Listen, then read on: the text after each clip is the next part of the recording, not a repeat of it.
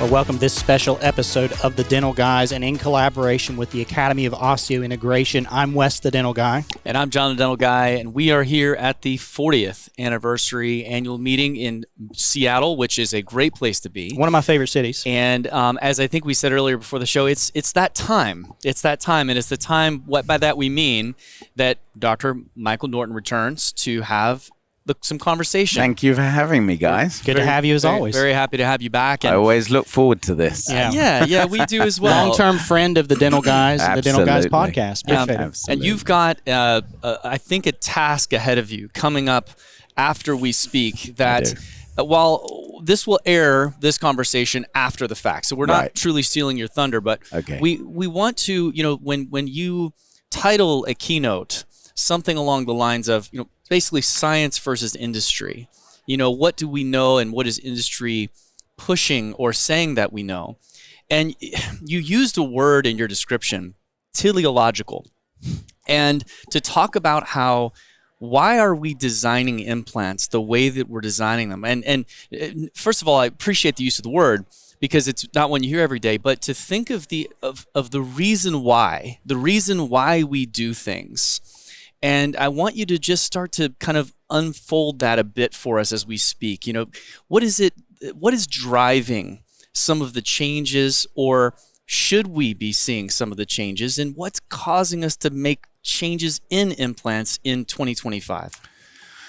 Yeah, well, thank you for that. First of all, let me say I didn't choose that title. Oh, okay. It was offered to me, and I think I've been offered up onto the altar of sacrifice or something like that. But it's been a fascinating subject to, put together. I've spent a lot of time looking at all different avenues to try and carve a path, and actually to self-reflect, I must say, on what I've done and what I've published, and to try and ask myself, have I been true to the sort of goals of research, that is to go into it with an unbiased mind and to accept that the results are the results, so on and so forth. To your point, though,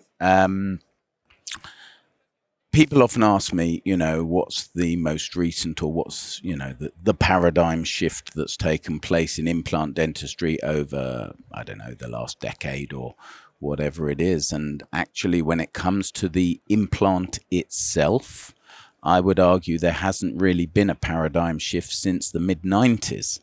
And so in the absence of something really fundamental that would change the face of implant dentistry, in the absence of that, I think what we've seen over the last 25 years or so is that implant companies have tried to find ways to reinvent the wheel.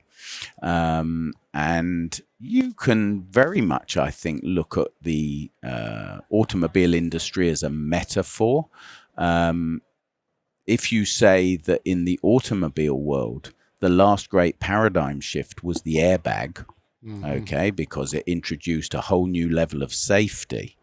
But setting that aside, ultimately, as we all know, the car we drive today, and let's set aside electric vehicles for now, the car we drive today is basically the same as the car we were driving 30 years ago. It's got a steering wheel, 4 wheels, it's got a combustion engine, so on and so forth. And I think that's the rut that the implant industry has been stuck in as they grapple to find a paradigm shift for implants. I think the biggest paradigm shift in implant dentistry over the last 20 years has actually been the restorative revolution in digital applications, CAD/CAM technologies, and now printing and planning technologies. That's the paradigm shift that we've seen over the last 10, 15 years. But with the implants, I think there's been a lot of sort of smoke and daggers going on. John, what comes with smoke and daggers is a discussion amongst clinicians today that couldn't happen in the past. Information 30 years ago in the 90s, and I started dental school in 1999, and that was at the time that the Astrotech implant had taken some forms, and even before that, like in 92, 94, that were incredible. And I remember following that through dental school as I got involved with some oral surgeons there at WVU. But the communication that we had back then, as far as even with colleagues, was reserved just to meetings, just to journals, email, pen pals, things like that. I mean, like we just heard about that. Yeah.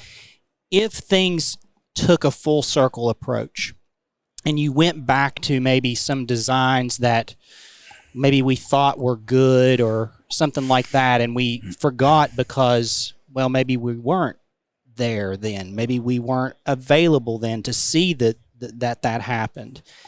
Don't you think today, though, that we could call that out easier because we are available to each other even more?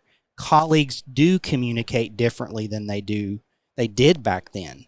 It took you used to get together, once a year maybe. Maybe you got together more, but no, that's right. And we looked to the literature on a once every two. I mean, they didn't come out every month, the journals. That's they right. were once every quarter to start with. Small beginnings, I guess. And, there are many positives to the world in which we live today, where information can travel so fast and people can debate online.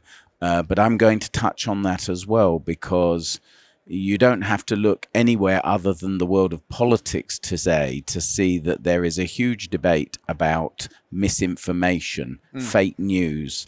The ether has become the amphitheater of debate and criticism without any kind of peer review. Absolutely. Yeah, that's right. And I think that's becoming an increasingly challenging and worrying reality to be living in. And I think it's a big problem for future clinicians, dentists, doctors, whoever, because if you are unable to verify things that are being said online and you take them as gospel, then patients can suffer as a consequence. Well, and Wes and I, our latest sort of book club we had just internally was a book called The Death of Expertise, which is essentially an indictment saying that we have seen that the expert, now their opinion often is held the same as the layperson. But I want to translate that somewhat into the marketing world, because marketing has revved up its pull in implant dentistry so much over that same period of time. Before it was more about what fits there may have been some nice circumstantial things that happened with some designs early. People didn't know how good it was going to be, right? They said, this seems to make sense mechanically, maybe. And then it turned out biologically it was amazing. But then others fell to the wayside. But marketing now, if you see what's happening and what's changing, it's so difficult to separate what is truly new from what is, unless we go back to the literature, unless we go back to, a long-term follow-up. And yet it seems that people have they have this short-term memory for that, and they're not reading, and that's why we're here, of course, at this meeting. But what is happening with the industry? Because it seems like designs are coming out, on a daily basis that are called like in kind, devices, but yet don't really seem to have any literature support. Well, I think you just hit the nail on the head, like in kind. I mean, the personally for me, the buck stops with the regulator. And the regulator in this case, in this country at least, is the FDA and equivalent bodies in Europe. And, dental implants fall into a category of medical device that means so long as you can basically show you look like a screw, you smell like a screw, you're made of roughly titanium, you get regulatory approval. And so what you see is that implant companies can tinker within that rather flexible regulatory control. And that means that they're using me and my patients as guinea pigs. And we've all seen implants, including from premium brand companies, that have been launched and then have very rapidly disappeared because the unsuspecting customer and his unfortunate patients are the ones that actually paid a big price when things went wrong. And I think, to your point again, the use of schematics in marketing to demonstrate something that's had no research, right? You want to show marginal bone maintenance or marginal bone loss, make a schematic because, oh, by the way, we've not used the implant. We don't have any x-rays of it, but we'll show it on a schematic and that'll suffice. This is all very dangerous stuff. There's obviously a path to making decisions on a day-to-day basis clinically. And if you were making a decision as a new clinician, for instance, maybe your associate or partner, and you were helping them to learn how to make a decision on choosing, a product such as a dental implant, what would be your recommendations on how you make those decisions? Well, the first thing I'd tell them to do is go away and fully absorb the history of implant dentistry from probably 1985 onwards. Because from 1985 to 1990, it was, or to 1992, 3, something like that, it was, of course, dominated by machined external hex Brannemark implants. And then when we went through, for me, the 1990s was the most exciting and powerful decade in implant dentistry. Everything happened then. The pace of research, the pace of learning, the pace of development, the paradigm shifts that took place in the 90s were and remain unparalleled. But, you say to a young clinician, do you know what an intramobile element is? And what does that mean? And what was the relevance of it? Do you know what tripodization of implants means? And what was the relevance of it? And you could argue that all of these things are irrelevant because they're historical. But they all informed us on a pathway of learning that led to implants being the way they are today. And so the first thing I would tell my associate or any young dentist is if you want to get into implant dentistry, learn the history. Because once you understand the history, you're in a far better position to then ask questions of your modern implant. To ask yourself, does it fulfill the sort of evolutionary criteria that was set out over that very dynamic period of time in the 90s and early 2000s. Well, and the value of a long-term follow-up. We heard from you earlier today about, there comes a point where you can show 20, 30, 40-year follow-up. And there are very few implant systems that have maintained the same designs over that, where we really can say, this is a 30-year follow-up of something that you could still get today. Talk about the value of that follow-up and that time, because we're seeing these, as you said, new implants. Hey, I have a schematic, I have a cartoon. Here's enough that we can maintain bone.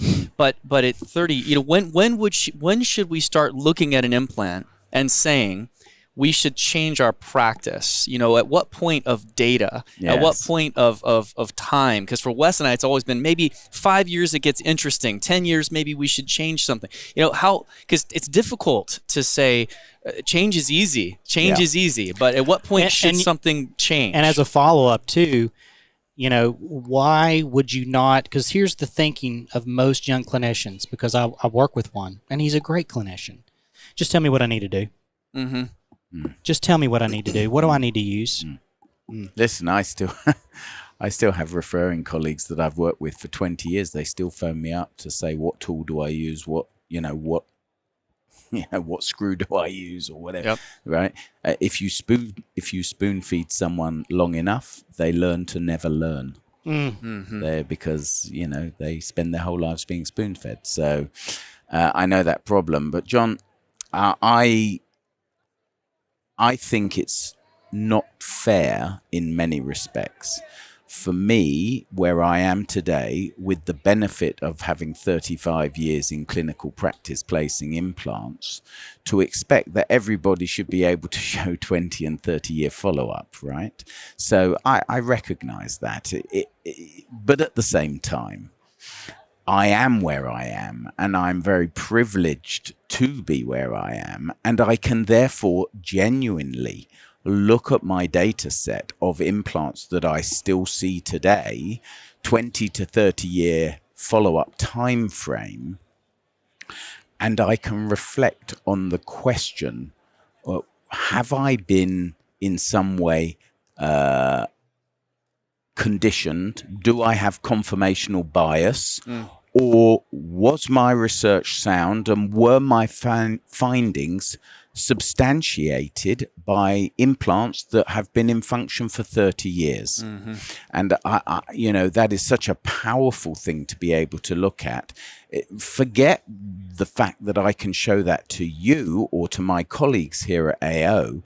It's powerful for me to reflect on whether I have done the right thing by my patients by sticking to an implant, which, for many colleagues is something they see as a weakness, and I've been criticized for. But when I look at that 20, 25, 30, now over 30-year data, and I see the results that I see, the one thing we know is biology never lies, right? Biology can only tell the truth. It has no other option. Yep. Okay. And when I look at that data set, I feel vindicated. So what do you tell, as we I know we need to respect your time as you're about to head in to do the keynote, but what do you tell then an upstart company who's excited about what has been shown in the literature and says, we want to innovate? Is there even, should we just say we should just forget about that? Is there room for innovation now? Do you see room for innovation? Things that you say, hey, this is a weakness that we need to address? Or do you feel at this point that really there aren't any airbag moments that are right in front of us? Well, I think that's a very good question. I don't think you can ever stop trying to strive to innovate. Humanity's greatest achievement, I would argue, is innovation, whether it's the Industrial Revolution or now the revolution we have all lived through, the technological revolution. It still amazes me that it's only 2007, I think, that, smartphones and the internet and all that stuff really came to the fore. And yet today we think of it as just being normal. So I think we always have to strive for innovation, but at the same time, we are rather constrained by the fact that we are apparently delivering 90, 95, 98% success.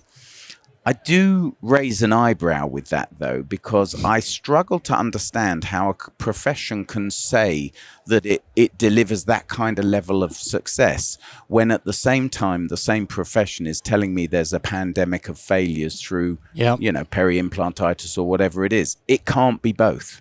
That's exactly true. That's 100% right. And we see, and we don't have time for this, but we see the changes that seem to be made are being driven by this idea that there is this problem, and we need to spend a whole other show talking about that, because we'll come to London and Listen, if you're listening to this and you're trying to create problems that aren't there, you're trying to find solutions for things that maybe we already had solutions for in the past because you don't know your history. If you're a startup company and you're listening to this and you think, what do I need to sell dental implants? It starts with understanding really where we came from. Yeah. and not I think so. forsaking history. Yeah, I think there's a parallel there in both the new clinician and the startup. Yep. I'm super pumped that we would be able to talk to Michael Norton. It's always an honor. Yep. He's one of our favorites from long past days at the Academy of Osseointegration. Thank you. And so thank you so much for being on. Good luck with the presentation this Thank you, afternoon. boys. We'll be in the audience. And I so appreciate if it. you're listening to this, like, share, comment, subscribe, both to the Academy of Osseointegration and the Dental Guys. And so for Dr. Mike Norton, for John, I'm Wes, and we are the Dental Guys.